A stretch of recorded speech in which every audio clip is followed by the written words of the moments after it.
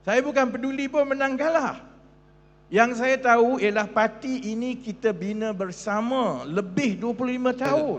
Jadi, bagi saya, kalau nak kalahkan saya, ataupun nak suruh saya berundur, ataupun kawan-kawan lain ni, kerana tak bagi duit, dan jangan buat pemilihan lah. Kita buat loteri. Siapa yang boleh bagi loteri lebih besar, kamulah jadi timbalan presiden ke, naik presiden ke, buat apa kami buang masa kan? Kita orang duduk diam-diam lah. Tapi kalau nak dijadikan alasan untuk mengabui mata di luar yang pimpinan ini ditolak kononnya oleh akar umbi atas alasan kerana tidak membantu akar umbi, saya ingat ini budaya yang perlu kita lawan.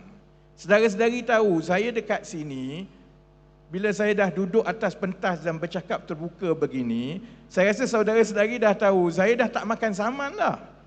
Saya bukan peduli pun menang kalah. Yang saya tahu ialah parti ini kita bina bersama lebih 25 tahun, suka duka. Dan yang jadi ancamannya ialah kalau budaya ini dibenarkan berakar tanpa disanggah. Maka apalah sangat parti kita ini di mata rakyat. Dia kata kamu ni semua sama je lah. Jadi sebab itu, malam ini contohnya kan, saya tahu kita buat podcast ni bukan sangat soal nak tunjuk sokongan dan sebagainya. Kita dengar malam ini ialah kerana kita nak perlu selamatkan parti ini daripada budaya-budaya seperti ini.